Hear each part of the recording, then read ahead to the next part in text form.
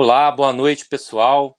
Prazer estar aqui com vocês nessa live da Saúde Ventures com uma pessoa muito bacana. Hoje a gente vai compartilhar é, a visão de futuro que ela tem sobre a medicina, sobre a carreira médica. Aline Chaves Andrades, doutora Aline Chaves Andrades, é médica formada pelo FMG, com uma especialização no campo da psicologia clínica e especialmente, né, vou até ler aqui, ela é oncologista membro titular da Sociedade Brasileira de Oncologia Clínica, com atuação em BH na clínica Oncocentro e Oncobio do Grupo Oncoclínicas, se formou na UFMG em 97, clínica médica e oncologia clínica são as suas especialidades, e a Aline tem uma especialidade no tratamento de tumores femininos e do trato gastrointestinal, e especialmente também de tumores neuroendócrinos, né? E a gente lembra bem, o Steve Jobs faleceu de um tumor neuroendócrino, se é que eu posso falar assim. Não sou médico, né, doutora Aline?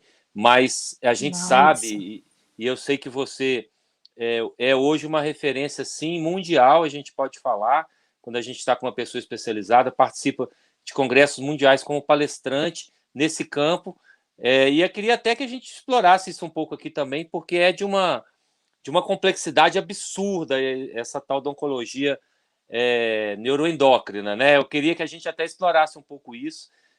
Enfim, na minha família, minha avó teve um câncer no intestino e a gente sabe bem, eu já pude visitá-la no seu trabalho, é incrível realmente a sensibilidade, a complexidade, a alta tecnologia médica, vamos chamar assim, o conhecimento necessário, além de toda a questão emocional para tratar de pacientes oncológicos, família, tudo que isso significa, o próprio modelo de tratamento, a paciência, a dosagem, enfim. A oncologia é um planeta, né? Eu sempre que converso com oncologia, com um oncologista, eu tenho um respeito muito grande, claro que tem por todas as especialidades, mas a oncologia ela me chama muita atenção, eu fiquei muito impactado com o que eu vi ali. Bom, então vamos sair desse impacto e a gente está aqui para compartilhar um pouco a visão de uma médica que acredita na inovação, uma profissional que seguiu todo o percurso possível para ter o conhecimento e aplicar, uma pessoa respeitada e que acredita na inovação na medicina, uma pessoa cujas irmãs, pelo menos uma eu conheço, são todas muito parecidas, são proativas, vanguardistas, ousadas, com muita atitude. Então, o pai e a mãe aí tem um lugar diferente na criação dessas meninas, porque elas realmente são pessoas que fazem acontecer, e a Aline tem essa característica muito especial da assertividade, da clareza e da crença de um lugar diferente para onde a medicina caminha, né?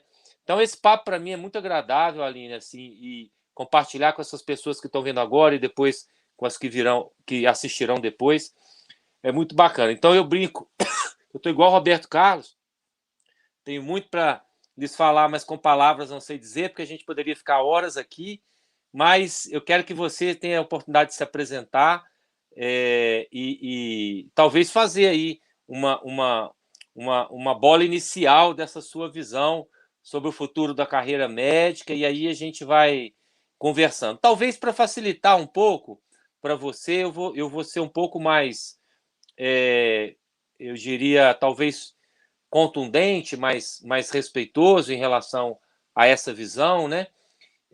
Eu vejo que existe, como em todas as profissões e as corporações que se organizam como categoria profissional, a engenharia, o direito e a medicina, existe uma narrativa e existe um fato. Então, a narrativa é construída pelos fundamentos do passado e é natural que seja assim.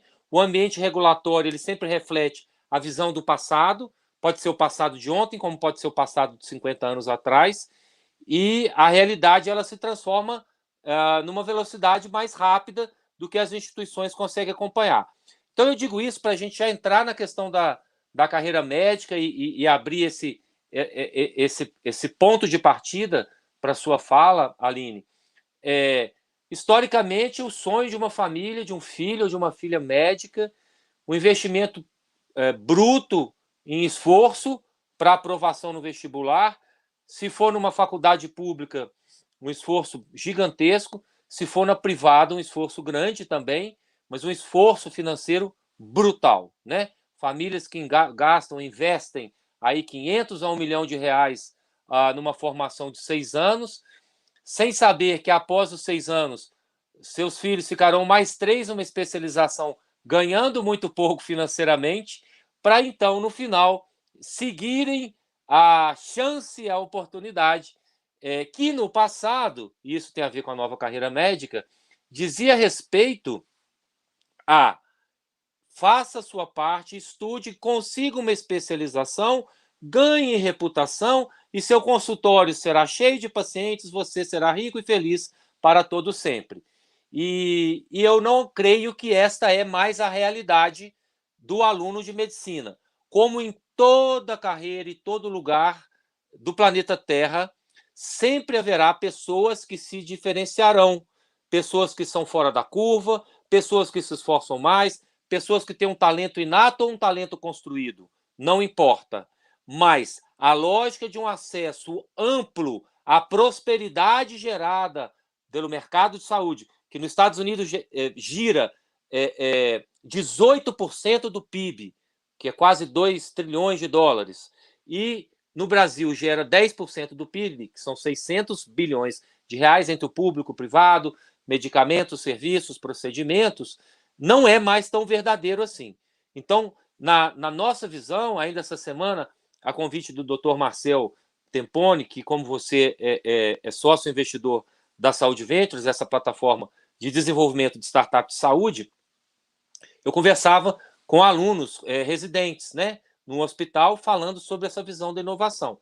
Então, a lógica de você se treinar para o procedimento, que não importa qual seja a área e a complexidade, ela não permite o aluno de medicina, não é dado a ele enxergar duas questões que para mim são fundamentais. Um dia eu vi um gráfico que eu traduzi do inglês para o português e compartilho em alguns eventos, mostrando que um neurocirurgião ganha um salário de 427 mil dólares, em média, nos Estados Unidos, ano, e gera para o hospital 4 milhões de dólares em serviço, né? Então, a lógica do médico empregado de uma organização empresarial com um bom salário como empregado está estabelecida. Mas, na medida em que esse aluno se coloca numa planilha horas, onde ele vai começar a carreira, parte SUS, parte clínica, parte hospital privado e, eventualmente, parte empreendedor, sim, por que não, no seu próprio consultório, na sua própria clínica, com modelos mais modernos, que também a faculdade não forma para isso. Ou como sócio de uma startup, ou como alguém que tem um olhar em perspectiva para entender as nuances de transformação do mercado, a gente teria uma evolução na carreira médica e no mercado de saúde completamente diferente. E você não teve essa oportunidade, né, Aline? Acho que você está com o microfone no mudo. Você não teve essa... sim, não tive. Mas você tem essa visão. Meu modelo foi antigo. Então agora eu paro de falar para te ouvir. Sim. Excelente introdução, viu, Fábio? Muito assertiva e, além de tudo, muito carinhosa e respeitosa. Você colocou alguns pontos aqui que eu anotei para pegar de gancho aqui para minha fala. Primeiro, você falou que a gente é muito resultado da nossa bagagem do passado. Então, você citou aí as minhas irmãs. Eu sou mais velha de 5 filhas. Em casa, a gente nunca conversava assim. Você pensa em casar com quantos anos? Você quer ter filho? A gente pensava, a gente quer autonomia financeira. Porque foi muito difícil para o meu pai criar 5 mulheres. Em 8 anos, nós somos 5 e eu a mais velha. Então, eu sempre fui, né, tive o peso maior da responsabilidade de ser irmã chata, né? E que, graças a Deus, ele falava o seguinte: eu ajudo a educar as mais velhas para as mais velhas ajudarem a educar as mais novas. Então, e ele dizia, não tenho dinheiro, a herança para vocês é educação. Então, a gente já foi criando uma ideia de que a gente tinha que ter uma profissão que a gente caminhasse para a nossa autonomia financeira. Então, a despeito do que eu fosse escolher, eu precisava de traçar um caminho em que eu tinha que balancear um ganho um pouco imediato, mas com um projeto a longo prazo. Porque depois, qual era o outro projeto da minha vida? O projeto pessoal, que era o casamento e filhos. E o projeto pessoal, quando veio, e aí eu já casei com 32 anos, eu me formei já estava mais ou menos com 8 anos de formada, eu precisei de ter autonomia financeira para ter coragem de constituir uma família. E não deixei com que esse plano familiar anulasse o meu projeto de carreira. Mas eu fui uma geração de transição. Na minha época, a minha formação era completamente de livro. Eu formei na residência fazendo prescrição manual. Eu vi toda essa transformação. Eu sou uma geração de transição. Eu nasci em 1973. Então, a gente pegou todo esse boom, não só na nossa vida pessoal, como na nossa carreira.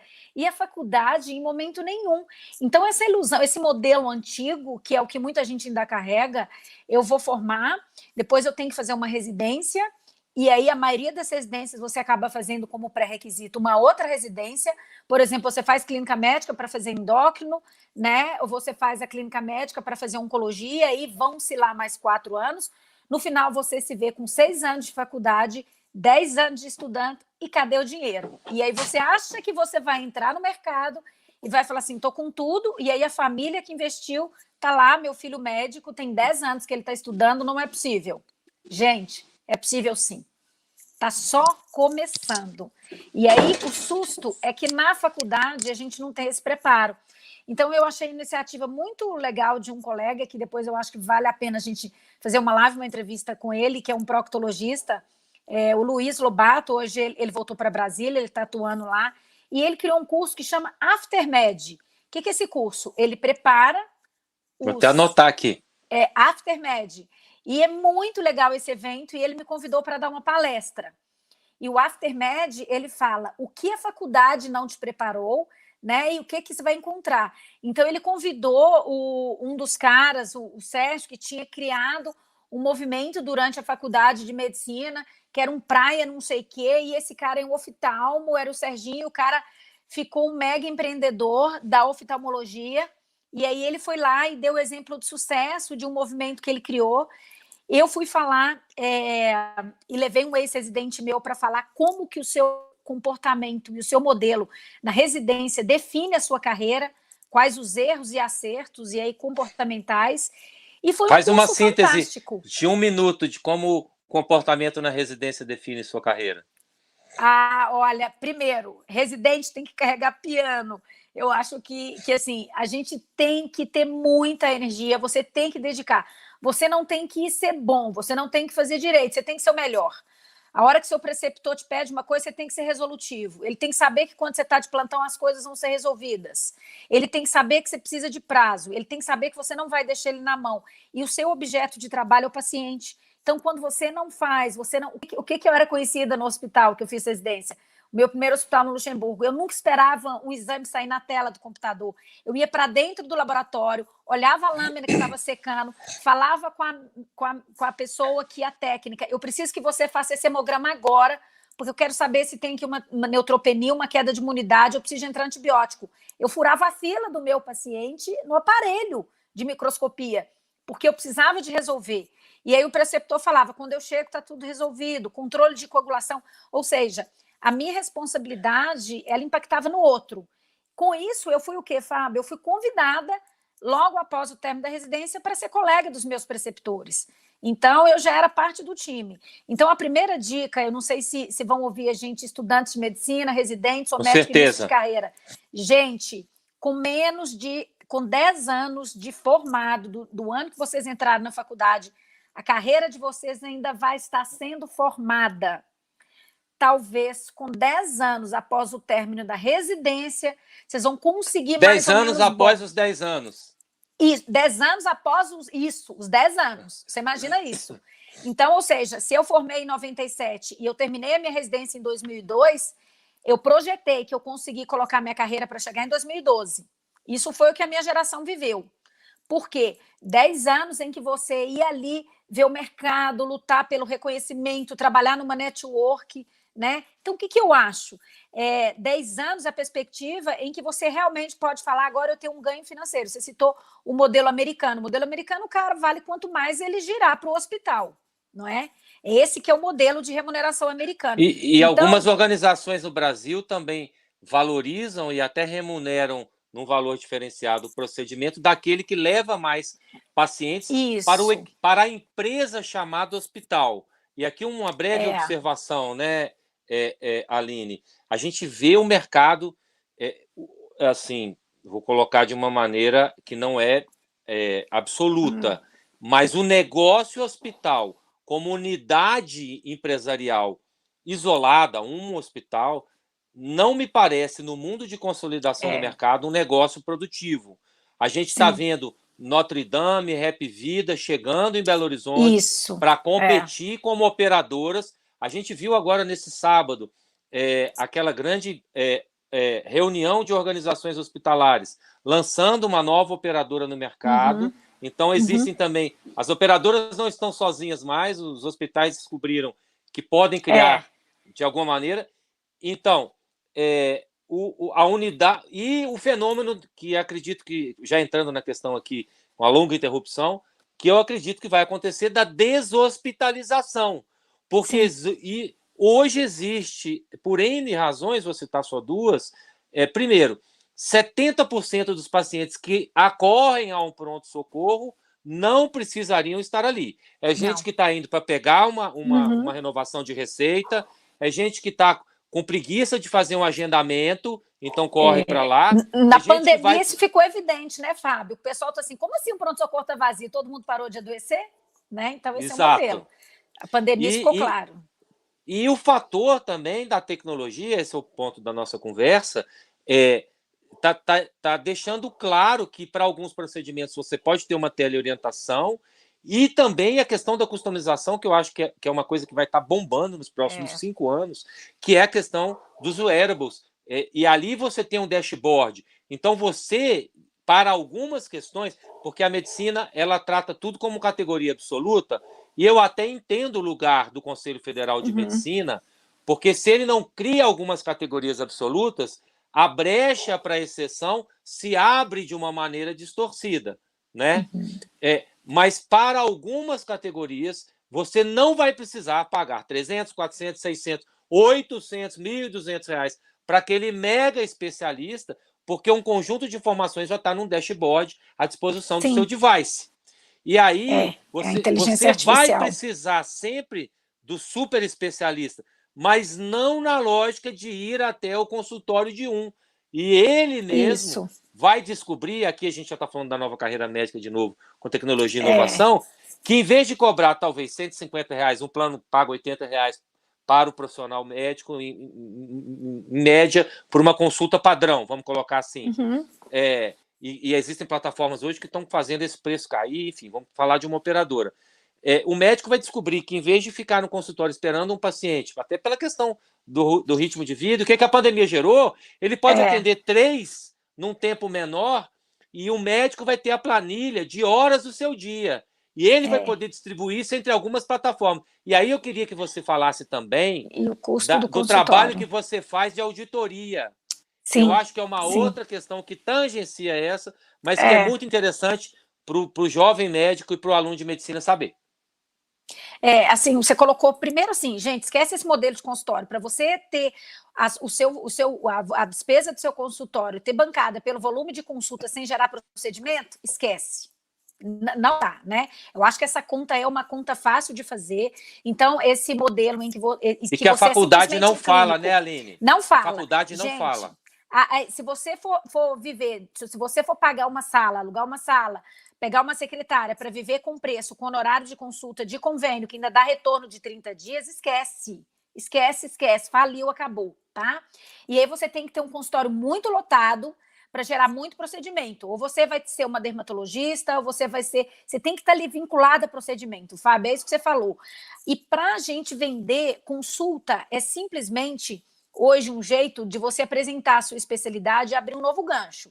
Então, para quem quer viver só de consulta clínica e pensa numa especialidade clínica, vai ter que ser um super especialista, vai ter que trabalhar com auditoria, vai ter que trabalhar com o que eu faço, que é advisory board para a indústria, vai ter que abrir o leque. Então, o que eu fiz? Né?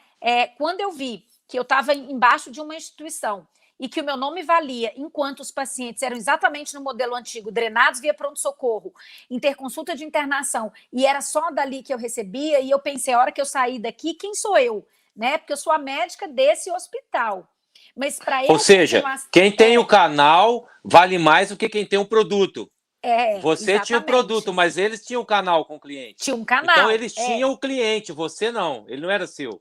Não, exatamente. E aí para eu ter esse cliente dessa instituição, eu tinha que trabalhar no modelo institucional. Então, enquanto nós éramos 3 ou 4 da equipe, tudo bem. Mas e a mercê da filosofia da instituição, se ela mudasse e resolvesse que agora ele ia abrir, ia ter um monte de gente, e aí eu ia diluir isso. O que aconteceu? Você citou aí com a Apvida. Ela entrou num hospital e eu vou te falar, isso não é nenhum segredo. Ela pegou todo o corpo clínico de surpresa quando essa venda foi feita, essa transação. Então, foi uma venda de um hospital em que os médicos foram comunicados, a hora que a venda já estava consolidada. E aí, agora, a gente está vendo uma debandada de alguns médicos voltando para o serviço de origem. Então, esse é o perigo de quando você fica... Quando você entrega a sua carreira a uma organização. Isso, e principalmente a uma organização única, porque aí se você não tem um contrato afinado, em que você tem exclusividade, e aquele departamento que você escolheu, ele é só seu, você coordena, você tem autonomia, você tem um distrato, você tem isso tudo, esquece, eu não conheço lugar nenhum que faz isso. Tá? E aí, parênteses, né, Aline?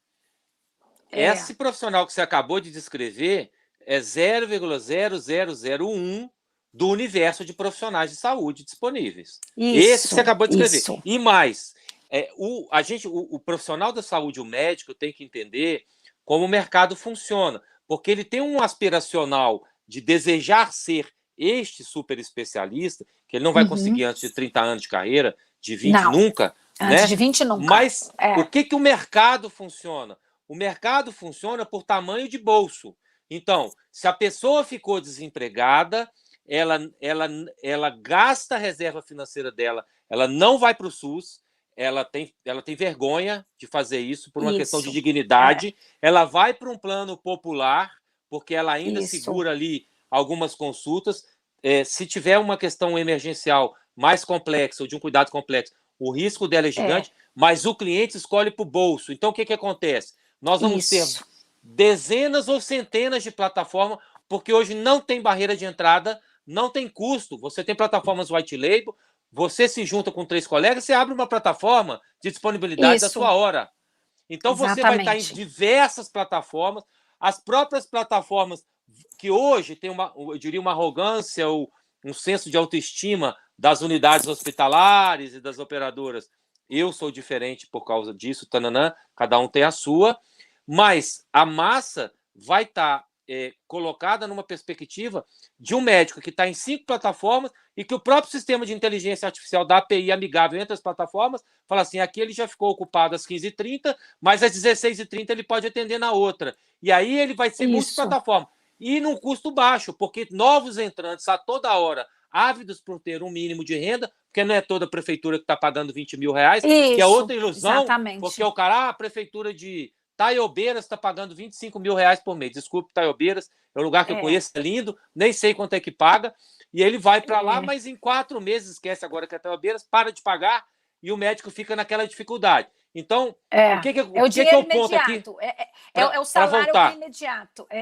A massa de médicos vai estar, e mesmo os melhores, porque em toda profissão há os que são melhores do que outros, eles estão sujeitos a uma trava de remuneração no início da carreira. E se ele não se conecta com uma especialidade e um grupo que o leva adiante, que foi o que você fez, e as grandes referências de mercado, ele não se fortalece profissionalmente. E esse modelo dos grupos, você acabou de falar de uma unidade hospitalar que foi vendida, que tinha uma tradição de quantos? 30, 40 anos ali, de grandes especialistas, agora esses grupos se dissolvem e não tem outro ninho, e nem terão. Não. Então, o jovem estudante vai perder até essa perspectiva de se conectar a esses grupos, porque tudo está virando uma grande unidade de negócio. O que não significa dizer, registre-se, perda da qualidade da experiência do paciente. Pelo contrário, a tecnologia e a concorrência vão gerar ganhos adicionais, inclusive para suplantar alguma deficiência do profissional médico, né, eventualmente, nessa massificação. Então, se a gente coloca assim, vamos discutir aqui, isso é uma reunião de plano de carreira. Então, a gente não vai estar falando daquele colega que quer fazer um concurso público, que quer ter a vida dele estável. Eu tenho um colega que é auditora do INSS, fez concurso para auditoria. Eu tenho um colega que trabalha com auditoria do tribunal, e são pessoas que vão ficar no PSF, ou fizeram concurso do Estado da Prefeitura, que escolheram um modelo de carreira mais previsível, com ganho limitado, e aí foi o perfil dessa pessoa. Então, essa pessoa ela vai ter que estar vinculada necessariamente a um vínculo empregatício de concurso que garante só ela, né? Porque ela vai investir toda a vida dela ali no saláriozinho fixo, na horinha fixa, e se o perfil dela for comodidade, for segurança e não tiver grandes ambições, é empregado e assalariado. Só que tem outro tipo de empregado assalariado, Fábio, que é o que você citou. Então, se a pessoa não se fortalece, não vincula, não estuda o mercado, não tem um projeto de carreira, não está vendo essas coisas acontecerem, está nesse modelo antigo, ela vai trabalhar para plano de saúde. E ela vai trabalhar com uma remuneração que ela não tem a menor garantia, porque isso que você falou, toda hora é a lei da oferta e da procura. Então, o cara é pegar ou largar. E a concorrência exige isso, né, Aline? Das operadoras. Porque ela tem que se manter competitiva no custo para o consumidor final. Isso. Não é demérito para ela. Isso. E o que a gente faz? A gente que trabalha com boas operadoras, que trabalha com convênio, você tem que pensar que a responsabilidade, inclusive da saúde financeira desse convênio, ela é sua, ela é da sua caneta. Tá? Então, às vezes, a gente precisa mesmo de investir um pouco mais na parte clínica, na relação médico-paciente, para fazer com que o sistema seja sustentável. Então, não dá para um médico fazer uma medicina defensiva e sair pedindo o máximo de exame para ele poder se resguardar. Então, o que é interessante? Umas coisas que a gente andou falando que eu acho importante colocar aqui, que você colocou. Você tem que estar atento a tudo o que fomenta o sistema, porque você precisa de ter um sistema de saúde suplementar que funcione, você precisa de ter um SUS que funcione, porque é dali que vai vir o seu mercado. Então, médico também, que não pensa que ele tem que ajudar a essas empresas de saúde suplementar a sobreviverem, ele não fica no mercado, tá? Ele não encontra espaço. Então, a gente tem que aprender a trabalhar com protocolo. E a faculdade não treina ele para isso, né? Não. Ele acha que ele vai prescrever os melhores medicamentos, não sabe que o hospital compra uma licitação SUS, aquele que tem um custo menor, e aí registra isso aqui, né, Aline? O papel maravilhoso do SUS no Brasil, né? E eu conheço muitos profissionais que trabalham no SUS e que têm uma composição da receita relevante no seu orçamento mensal nessa composição. Eu fiquei mais de 10 anos no SUS, eu trabalhei com muito orgulho, Mário Pena, Luxemburgo, eu vi a oncologia funcionar muito bem. E a qualidade da assistência era dos mesmos médicos que estavam na privada. Então, gente, tem que ter uma consciência. O que nos sustenta, a gente não pode matar a nossa fonte. Então, você tem que fazer uma medicina naquela especialidade que você escolheu viável. Então, quem trabalha com órtese e prótese, são próteses assim, milionárias. Você pode convencer um paciente que é o melhor para ele vai processar o convênio, depois você não atende mais pelo aquele convênio. Entendeu? Então, você tem que adaptar a realidade, você tem que estar ciente do que vale a pena, se aquilo vale quanto pesa. Então, a gente tem toda uma complexidade de carreira, de você entender o modelo de saúde do local que você trabalha, não é só do seu país. Tá? A gente tem particularidades aqui em Belo Horizonte, né, de alguns sistemas de planos de saúde dominante, em que a gente tem a maioria da população com a medicina privada, você tem que trabalhar dentro desse modelo, para isso precisa de protocolo, você precisa de criar sustentabilidade, você tem outra realidade em São Paulo e você tem outra completamente distinta no Nordeste, né? Então, se a gente vai falar para médicos do país inteiro, tudo bem, você fez a formação, mas você quer trabalhar onde? Adeque a essa realidade, tá? Seja algo dentro da sociedade que vai fazer o sistema ficar sustentável.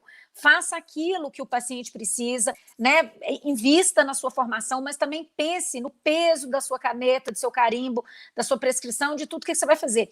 E o que eu acho que eu procurei fazer foi, eu sempre tive essa questão de curiosidade, de estar aberta para tudo, eu sempre tive um radar. Então, o que eu tenho experiência? Eu acabei tendo experiência. Então, eu trabalho para a indústria farmacêutica como speaker e como advisory board, eu dou aula só para médicos. Fala um pouco do advisory board. É o seguinte, a gente faz, o que é legal? A indústria, ela não faz, a indústria médica, por exemplo, particularmente na oncologia, a gente não faz propaganda de remédio, porque você não tem concorrentes. Então, eu sou contratada para fazer a parte educativa. Então, quando lança uma droga, eu sou convidada a ensinar e a treinar o médico que é generalista, o oncologista que não tem tempo para estar ali, por exemplo, na última informação, de onde é que ele insere aquele medicamento. E o que ele tem que saber, quais os efeitos colaterais, como é que aquilo funciona. Então, a gente acaba tendo um vínculo educacional. E a gente faz o advisory board a hora que a indústria pergunta, em relação a divulgar essa informação, qual que é a forma que você acha que vai ser mais didática, que vai receber melhor, quais as medidas. Nós vamos fazer um programa de educação continuada, a gente vai fazer um simpósio, um congresso, o nosso material, o que você acha que vai chegar? Para isso, Fábio, a gente tem que entender de pessoas. Então, você teve um ato falho no início aí, quando você foi me apresentar da live, falou psico alguma coisa. Eu estudei muito psico-oncologia e eu fiz um curso de psicoterapia. Você tem que entender das pessoas, você tem que treinar muito a sua empatia. E aí eu fui conhecer como que era o médico trabalhando com consultoria para a indústria farmacêutica. Aí me convidaram para fazer auditoria para alguns planos de saúde. O médico pede o convênio, não concorda, eu sou convidada. Porque uma coisa leva a outra, né? Leva a outra. E aí eu te conheci e falei assim, deixa eu ver esse negócio aqui de startup da saúde. O que eu quero? Eu acho que a gente tem que aproveitar o conhecimento que a gente tem para além do consultório. Você tem que ir além daquilo que se oferece para o paciente. Você tem que oferecer para a sociedade, você tem que oferecer para a sua classe de colegas especialistas e você tem que fazer, sim, um plano de carreira para você ter um negócio que no futuro gire para você. Eu costumava dizer, eu tive grandes filhos de grandes nomes, professores, colegas de turma, que eram os autores do livro. Então, eu estudava com o meu colega, que o pai dele era o autor do livro da ginecologia, ele era um médico de carreira. E aí eu falava assim, já sei como é que eu vou aposentar, vou escrever um livro, não é? Eu pensava. E aí eu vou escrever um livro, eu vou ver um assunto, esse livro vai render, eu vou estar na 10ª edição lá da editora e eu vejo que os meus colegas vão aposentar. Esse era o nosso modelo de sucesso na época, né? Você era um professor de carreira, você tinha que vender um livro. Aí depois eu fiquei pensando, não, eu vou ter que criar um aplicativo que funciona, vou ter que ajudar. Aí, o que é que a gente tem que ver? Você tem que atender um projeto em que você tem esse ganho imediato e que, paralelamente, você vai fazer... Porque qual que é a minha empresa, Fábio? Como é que ela chama? Você S.A.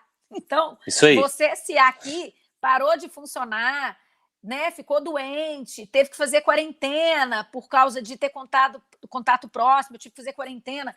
Meu marido teve Covid, eu tive que ficar 15 dias sem trabalhar. O que a gente tem que ter? Então, se você escolhe esse outro caminho que eu falei, que é ser autônoma, que é lutar por uma carreira, que é ter essa questão empreendedora, para você ter a sua autonomia, ter qualidade de vida, né, e conseguir trabalhar com qualidade, você tem que criar toda uma retaguarda.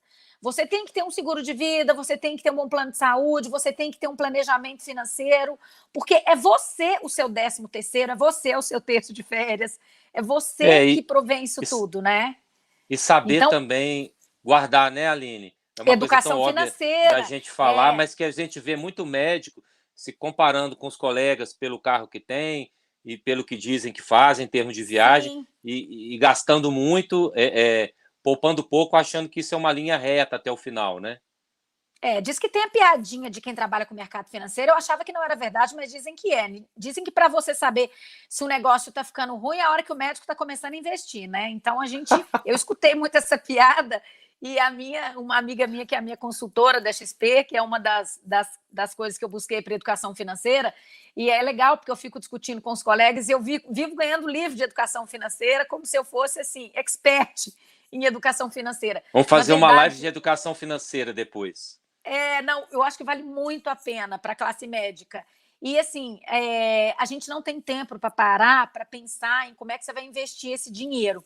E não é a questão de investimento. Às vezes, você tem que pegar esse dinheiro e colocar algo que você acredita. E aí, um colega meu, por exemplo, da área de direito, mas ele falou que ele começou a ganhar dinheiro agora com projeto que ele fez há 20 anos atrás e que consumiu muita energia, muito tempo dele. E que agora a coisa simplesmente bombou na pandemia. Então, eu acho que dentro desse novo modelo de carreira médica, do que a gente veio, a pandemia trouxe várias lições. Ela simplesmente não tem como negar. Fábio, cada vez que eu tive raiva de cada sistema que mudava, migrava do MV, vai para o TASI, lá vai eu de novo aprender o novo sistema, como é que funciona, agora tem que ter nuvem. E eu ficava assim, gente, eu só quero ser médica, eu só quero trabalhar. Isso não existe. E isso vale para todas as profissões. Você vai ser um médico programador, um engenheiro programador, um advogado programador como metáfora, né? Desse contexto onde você tem que se adaptar a competências que não são aquelas que você imaginou. Ou seja, todos vão ter que se adaptar à tecnologia. Eu só não queria me afastar para você não perder um minutinho para falar o que é fazer auditoria, que eu acho que é uma parte muito legal da carreira, pouco explorada. Assim, fala um minutinho da auditoria. A gente tem vários tipos de auditoria. Então, quando eu faço, por exemplo, eu faço avaliação de perícia médica, que é quando você faz uma avaliação de desempate em indicação controvérsias de medicação. E eu vou lá estudar e a gente vai fazer essa parte dessa, como se fosse um médico perito dessa consultoria. O que eu estou fazendo? Eu estou aproveitando uma bagagem e estou emprestando para ajudar alguém que me contratou, que precisa do super especialista e que vai tomar ali 15, 20 minutos do meu tempo e que eu vou fazer isso, tá? Em relação à indústria farmacêutica, a gente trabalha muito com consultoria e avaliação de mercado para tentar ajudar a comunicação da indústria farmacêutica com o médico de ponta. Não é assim ficar mandando um representante do laboratório, ficar visitando, ficar lá na cadeira, as coisas não funcionam. Então, a gente ajuda dentro desse processo da indústria farmacêutica, o que é atrativo, o que é didático, o que é que funciona, qual que é a mensagem que vai ficar e que vai pegar. O que eu, como não especialista, gostaria de ouvir daquela novidade, daquele produto, né, em que vai me fazer entender e lembrar o que a gente faz nesse trabalho da indicação. Então, o que eu linkei aqui? Eu peguei o meu conhecimento num determinado assunto em que eu me julgo expert e apliquei ele para ajudar num trabalho de perícia, para ajudar num trabalho de consultoria da indústria farmacêutica e ajudar no trabalho de educação continuada de novos médicos. Porque a indústria ela tem um papel também muito importante no que diz respeito à educação continuada. E então, aí, Aline, pode falar, pode concluir. É você nichar. Sim, eu sou bom nisso, mas eu tenho que replicar isso num contexto mais geral. E assim, o registro, né? Você trabalha muito, porque ser uma médica oncologista é de uma complexidade, de uma exaustão mental bruta, né? A medida daquele medicamento, cada dia, cada paciente. E você, além disso, você tem dupla, tripla jornadas, descontando a parte de mãe, esposa, que nem estou considerando, né? Dessas 5 jornadas. Então, essa é uma característica. Eu queria falar assim, a gente tem alguns flashes assim para explorar, mas hoje eu estava conversando com uma amiga minha, a Luísa Brant, e ela trabalha numa startup chamada Alice, é uma startup que recebeu uma série A de 12 milhões de dólares, e que agora a Sami também fez uma rodada série A e recebeu 86 milhões de reais. Então, as duas se propõem a fazer a tal da medicina baseada em valor, que é uma coisa que os hospitais, as operadoras falam, mas ainda não praticam, porque é muito difícil você sair do modelo daquela receita recorrente naquele jeito e você ir para um outro com incertezas e perdas. Todos sabem que é o futuro da medicina, é esse baseado em valor. Aquela velha disciplina optativa, né? A saúde preventiva, que não valia nada, que ninguém dava bola. Nada. Vai passar a ser medicina social. Aquilo que a gente já falou, eu e você, que agora passar a tratar da saúde e não da doença é que vai ser o grande mercado de oportunidade financeira, que você vai desde um fitness até prevenções categorizadas ali e percepções de evolução ou de potencial estatístico de doença, que a tecnologia vai trazer isso para o paciente e para o médico. Então, eu queria que você falasse um pouco da sua visão sobre a medicina baseada em valor, que é uma grande mudança de paradigma, que está muito na conversinha, mas não está chegando. E as startups estão aí, querendo pegar esse lugar. Eu acho interessante, dentro da oncologia, a gente demorou muito para ter o reconhecimento e ainda é uma luta, por exemplo, do pessoal da medicina paliativa. O que é a medicina paliativista? Que é praticamente, todo mundo que eu conheço que é paliativista fez curso na Europa, Itália, Espanha, que são modelos de hóspices em que você define a hora que você, por exemplo, vai limitar a terapêutica daquele paciente. O que a medicina hoje luta? Ela luta para ter remuneração, Fábio. Ninguém paga um médico para dar conforto, ninguém paga um médico para dar assistência para a família, simplesmente para orientar, que não tem mais que fazer, por exemplo, vou pegar o gancho na oncologia, quimioterapia.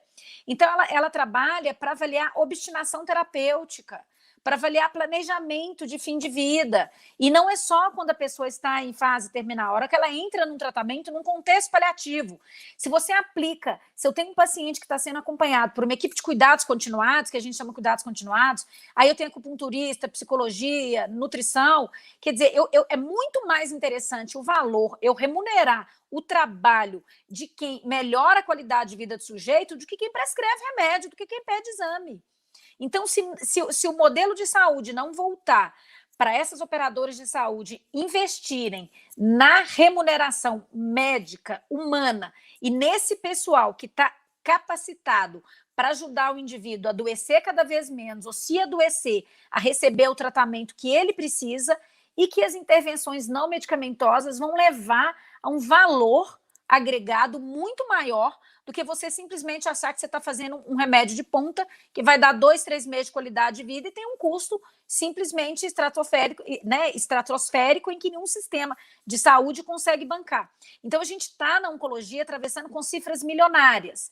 Então, a gente tem que entender, uma droga é muito cara, ela tem que valer quanto pesa, tem que ter um biomarcador, tem que ter um nicho avaliado, tá? E aí, nesse contexto, você tem que valorizar o profissional que está lá, em que não vai pedir exame, que vai agregar toda a melhora da qualidade de vida desse paciente. Então, não é essa história de vamos pedir exame, o médico que gera receita, não. Eu acho que se os hospitais souberem, e os planos de saúde, o perfil do médico que está agregando qualidade de vida para o paciente, sem estar onerando o serviço, os dois lados saem ganhando. Porque a gente também não quer ficar fazendo um monte de exame quando o paciente e recebendo, né, toda uma carga. Então, eu acho que dá para baixar o custo valorizando o ato médico e as medidas e as intervenções não medicamentosas. E aí você vai ter, dentro desses parâmetros, de valores muito mais valorizados. Em quanto tempo esse hospital consegue resolver uma pneumonia? Tá? O indivíduo sai daqui, ele sai infectado, ele sai aqui, teve algum erro hospitalar, então você vai começar a valorizar processos. Tá? Então, o hospital tem um processo seguro, e aí de tudo. Essa cadeia é que tem que entrar naquele conceito de valor. Aqui eu quero que o meu paciente seja tratado, eu quero vir tratar aqui, porque aqui eu sei que ele vai fazer o que precisa no tempo mínimo necessário com o máximo de segurança. Né? Então, é a nova era, sem dúvida. E isso num lugar, num capítulo, porque existe um outro capítulo dessa medicina baseada em valor, que é a perspectiva do acompanhamento da vida do paciente, né? E na medida em que ele é dono desse prontuário também, que é uma outra conversa, que não vai ser esse prontuário basicão. Hoje eu fui no médico, fiz uma cirurgia de ouvido há 24 anos atrás. A gente pegou duas folhinhas do meu prontuário do otorrino, e eu falei, doutor, que ano que eu fiz aquela cirurgia? Ele falou, 1994. 1994, 26 anos. E aí, duas folhinhas com a minha história de otorrino ali. Mas a gente está falando de algo que não são duas folhinhas e que é ter uma lógica de vida parametrizada. Isso nos Estados Unidos é fantástico, porque você pega, inclusive, índice de poluição do endereço que a pessoa mora para complementar com uma lógica de ciências de dados maravilhosa para ter probabilidades estatísticas. E aí você junta isso com a genética digital, né? Que é uma coisa que está bombando lá no Reino Unido e que você está acompanhando muito de perto essa evolução. Seu microfone está no mudo. Quer dizer, assim incrível as coisas que vão acontecer. E eu queria pegar um tema bem que eu acho que é um pouco polêmico, como tudo que a gente fala na área de saúde, involuntariamente se torna, assim, na Saúde Ventures, a gente trouxe agora 4 startups novas para o nosso portfólio, e uma delas é incrível, ela já tem um faturamento de dezenas de milhares de reais por mês, lá de Santa Catarina, é o Guia da Alma. E, assim, o Guia da Alma, ela tem todas as terapias alternativas, acupuntura, reiki, tem tudo lá, que é saúde na veia. Você lida com várias dessas terapias. Você falou da medicina paliativa e do complexo que está por trás de suporte. Isso. E talvez, para algumas delas, a gente vai criar modelos lineares e até templates de otimização terapêutica, não clínica, mas com níveis de efetividade ou eu diria, positividade ali que contribuem. E aí a própria função do médico, na medida em que ele se nega a olhar para algumas características dessas que não são mais nem alternativas, né? que existem, essa coisa não são pode não dar mais. muito.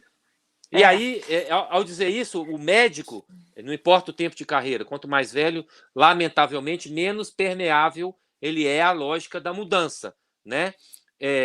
Enfim, mas o médico tem que entender que essas interdisciplinaridades e as startups, eu não quero ficar parecendo que eu estou falando que startup serve para dor de barriga e serve para câncer, não é isso? Mas as startups são um paradigma de crescimento acelerado e de quebra de convicções, gerando sucesso no mercado. E na Saúde Ventos a gente tem várias de muito sucesso. A Global Brain, que faz uma teleorientação para gestão pública municipal, que está super bem sucedida. E de baixo custo. E de baixo custo para todo mundo, não é isso? Então, você falou isso mesmo. O que acontece? Se o cara não fica ligado, que ele tem que trabalhar com a questão ligada a uma prática salutar, saudável, e é engraçado porque o médico está sofrendo também vítima dessa demonização, né? Isso tudo é da indústria farmacêutica. Nunca ouvi tanto na pandemia de que remédio que ia ser bom e ia ser caro. E que, sei lá, polêmica em torno da cloroquina, só porque é barata. Gente, que confusão que foi. Peraí, mas aí tem sempre o médico como pano de fundo, tão vendidos para a indústria. Então tem esse jargão de algumas pessoas, né, que colocam. A hora que você começa a ver que o médico ele está muito mais pensando em investir no conceito da saúde, em medidas que a gente fala não medicamentosas e não intervencionistas, a acupuntura, Fábio, melhora 90% de ondas de calor nas mulheres que estão na menopausa. Todos os meus pacientes com câncer de mama, que tiraram ovário, padecem. É um impacto na qualidade de vida, um desastre no casamento e na vida afetiva delas. E você tem que lembrar que a acupuntura tem mulher que resolve 90% dos sintomas. Então, e isso tudo os pacientes têm recebido cada vez melhor. Por que eles têm recebido cada vez melhor? Porque você está propondo algo para ele que você não tem um ganho secundário, o ganho é dele. Né? Você tá propondo uma prática em que é ele que vai ter esse benefício. E aí você tira o seu conflito de interesse. Você não está vendendo um produto para ele, você está vendendo uma prática e um bem-estar. Então, as startups e quem está investindo em saúde, que está investindo em um produto em que não tem alto custo, se você quer vender para a operadora, se você quer vender para o paciente, e que não gera tecnologia, que não seja aquela de você ter criado e entregar o seu produto, que não é nada complexo, né? Você oferecer essa oportunidade do indivíduo ser tratado holisticamente, você está fora, né? E mais, esse né, velho Aline? modelo de saúde não dá. Eu quero aproveitar muito o seu tempo e a gente está chegando aqui no limite de uma hora, mas, por exemplo, a minha colocação é no sentido do médico ter um olhar para o que está além da sua experiência clínica, né? A GTI da Bahia, que é outra startup que está no nosso portfólio, ela já economizou mais de 7 milhões de reais em custo de água e energia para hospitais no Brasil inteiro, com um modelo simples. Então, isso tem um impacto na questão SUS, na questão de clínica privada. A AVI Saúde, que é um algoritmo inteligente para assistência clínica, também tem uma evolução legal. O Doutor ao Vivo, que é a teleorientação. Então, essa questão do médico olhar o empreendedorismo de uma maneira onde ele se apropria e testa é algo relevante. O que eu queria explorar agora, deixar você explorar dois aspectos.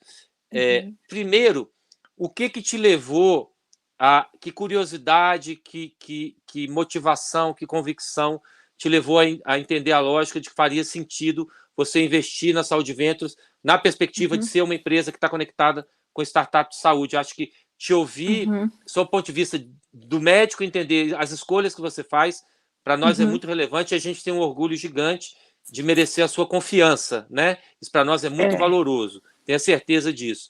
E a outra questão que eu acho que a gente podia explorar no final também é da oncologia neuroendócrina. Eu acho que ela é uma coisa complexa e que a gente vai fechar com chave de ouro, falando das singularidades, no que a gente conseguir entender aí dessa complexidade.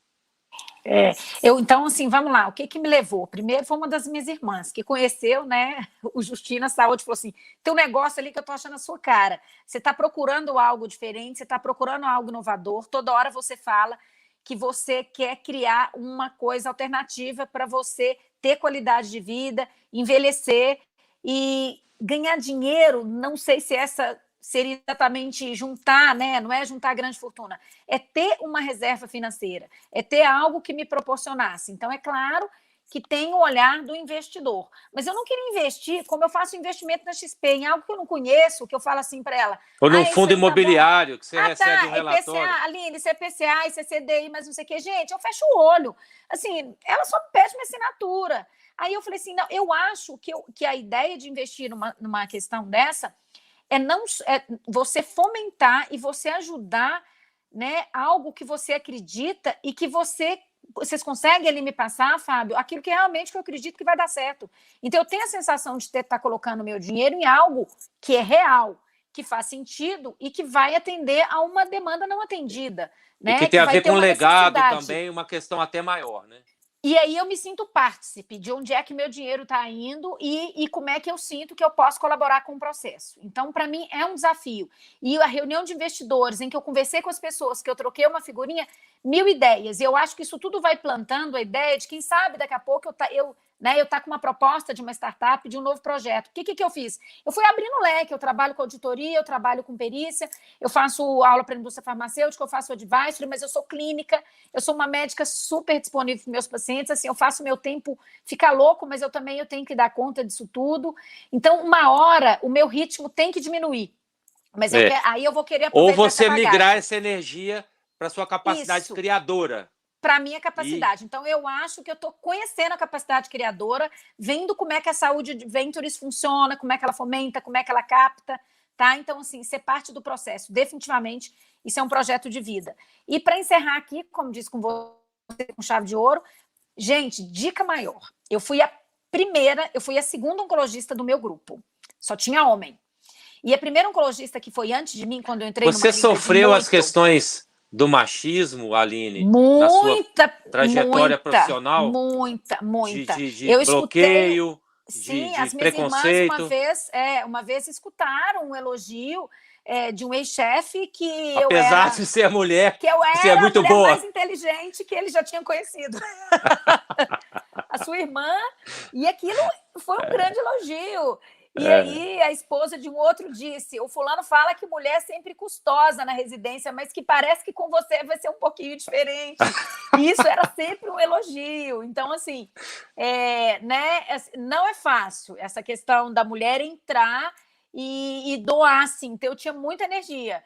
E foi muito difícil. E aí, terapia tem ouviu muita bobagem, né? Muito vai que cola, muita piada de elogio achando que era sem graça. E eu acho que a gente tem que estar pronto para não deixar isso te abalar, para passar por cima e vai na tua meta. Isso aí, na verdade, sei lá, se me chateou, mal entristeceu e bola para frente. Era pedra no meio do caminho. Você também não pode estar sensível a essas coisas, você está na guerra. Né? E aí, o que foi? Gente, eu tenho que me destacar. Só que aqui todo mundo sabe muito de câncer de mama, todo mundo sabe muito de câncer coloretal, dos tumores mais comuns. Aí eu comecei a tratar neuroendócrino e ninguém conseguia discutir comigo. Eu não tenho caso. Isso é muito difícil. Isso é muito raro. Para que você vai estudar isso? Aí eu tive a oportunidade de ter um patrocínio da indústria farmacêutica. Olha, ninguém quer estudar isso, a gente está com um produto e só a gente no mercado, mas a gente precisa divulgar a doença, que as pessoas não sabem fazer diagnóstico. Você não quer fazer um curso na Suécia? Fui fazer um curso na Suécia. E aí foi Fantástico. Curso na Suécia, foi curso na Itália, eu fui em Uppsala, uma universidade pequenininha, conheci o cara que foi o papa do tumor neuroendócrino, o cara que fez uma consulta de segunda opinião para o Steve Jobs, e assim, foi muito legal que o Uppsala é uma cidade super pequenininha, e eu com pessoas do mundo inteiro, e aí tinha lá gente de Israel, da Arábia, de tudo quanto é lugar do mundo. Qual que é a principal consequência desse câncer, Aline? Isso, na verdade, é o diagnóstico tardio. O que acontece? Eu atendi hoje uma paciente que ela tinha uma diarreia crônica há anos, ondas de calor, ficava com o rosto vermelho e dor abdominal. O nome disso é síndrome carcinoide. E aí ela se acostumou, achava que a diarreia era intolerância à lactose, achava que era ondas de calor na menopausa, ia no ginecologista para ver se era menopausa. O nome disso é flushing, é uma descarga de serotonina.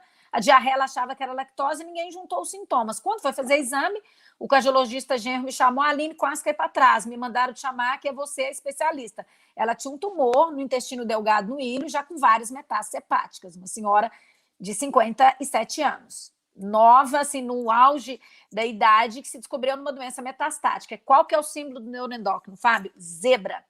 Se você ouve o barulho de uma zebra e não sabe que pode ser uma zebra, você vai falar assim, isso é cavalo.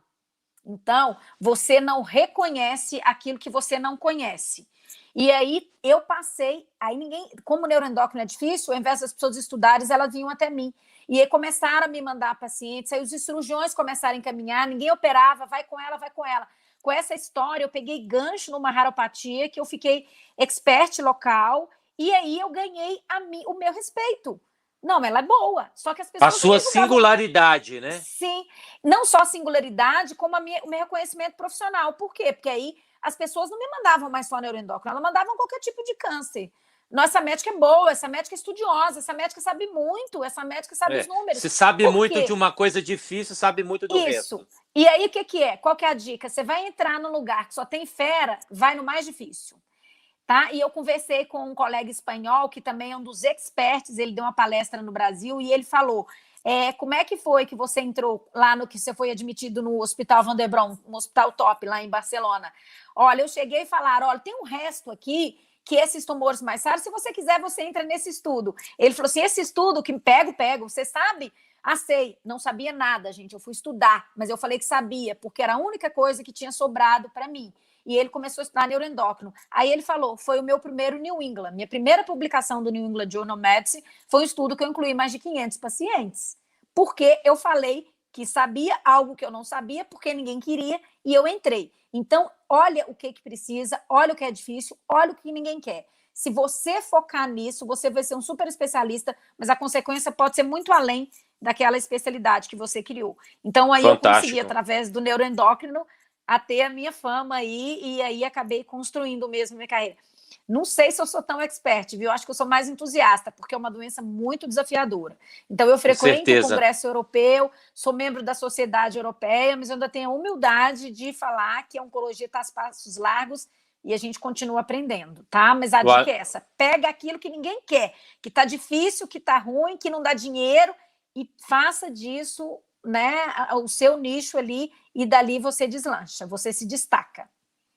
Aline, essa dificuldade do diagnóstico é porque simplesmente não aparece mesmo, né? As pessoas não conhecem, a maioria dos médicos. Então, eu treino médico para... E aí tem que ser clínico, não é só oncologista. Olha, se você tem um paciente com diarreia crônica, investiga. Pergunta se junto ele tem dor abdominal, ondas de calor, isso pode ser síndrome carcinoide. E aí, se você não tratar, isso dá lesão cardíaca, isso dá uma série de complicações.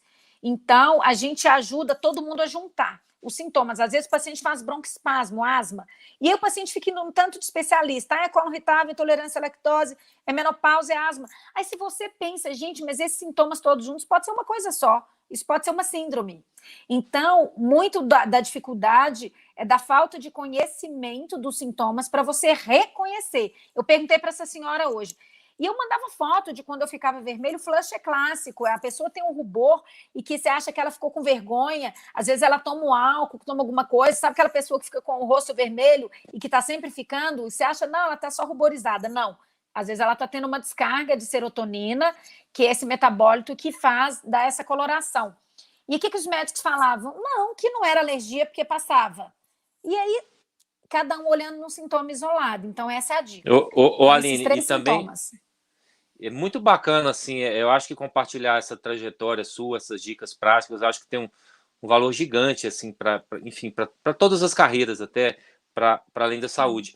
Mas você, como especialista numa área tão sensível, né, que é a oncologia, e a gente vê na pandemia essa dificuldade da vacina, o mundo parou, tendo prejuízo de trilhões de dólares, e não é piscar de olhos, não é big data, não é porque o corpo humano tem uma complexidade assim que não se resolve assim, tão literalmente nos protocolos, né? Eu acho que a gente está tendo essa percepção de algo que é muito individual e o que é padrão, enfim, não é tão trivial o encontro da cura de um conjunto relevante de doenças. E eu acho que a gente caminha nos próximos 5, 10 anos para uma evolução muito bruta nesse campo, com o apoio da tecnologia também, né, Aline? Sim. Essa pandemia trouxe várias lições, a gente sair da zona de conforto, a gente não está investindo numa área só. Então, eu viajava muito como speaker dos laboratórios, de repente, como é que fica isso? Isso virou um tanto de live. né? E aí você vai criando, você vai se adaptando. E aí o consultório, uma queda que a gente preocupa na oncologia, mas não foi uma queda significativa, graças a Deus. E o que me deu força, Fábio, quando eu pensava assim, meu Deus, ai, será que eu tenho que trabalhar aquela incerteza, você não sabia do vírus, você estava saindo de casa todo dia, eu falava assim, mas quem poderia e teria o direito de ter medo? Não tem, são os meus pacientes, eles estão vindo aqui. Então a gente também não pode se entregar a essas incertezas, sabe? Eu acho que a gente tem que ter uma mente tranquila e um corpo vigilante. Essa é a lição da pandemia, né? Assim, eu acho que agora é o coronavírus, mas a gente sabe que a gente está muito vulnerável e você tem que colocar dentro da sua carreira e do seu equilíbrio, né, uma segunda via. E entender algumas coisas como efêmeras também, como passageiras, né? E dar conta ali de ter uma reserva, de botar ali no stand-by até as coisas passarem. Eu acho que a gente também está sendo testada nessa nossa capacidade de resiliência, né? De adaptar. Eu acho que a minha admiração pela oncologia vem também do livro que eu li do Drauzio Varela, Por um Fio, onde ele conta depoimentos incríveis, assim, e acho que você já me contou alguns casos de pessoas com uma resiliência emocional sensacional, que você lida todos os dias, né? Pessoas incríveis que não perdem a alegria de viver, não, é muito legal. a serenidade. Não é triste. Eu acho que a gente cria vínculos. Tem um livro de uma autora, de uma grande amiga minha, Ana Lúcia Coradaz, que ele fala: a morte é um dia que vale a pena ser vivido. Então, você vai treinando isso, é bem legal. E aí, assim, a última dica, eu queria ir mais, mas eu vou ter que entrar numa live depois também no Instagram, que a gente vai fazer do SUS, que o importante é você se encontrar, não só no seu talento, mas naquilo que te deixa feliz. Mas saber que o caminho é difícil, tá? Então, assim, eu falei com meu marido, acho que eu queria ter uma profissão que eu chegasse em casa e ia descansar, não levasse para casa.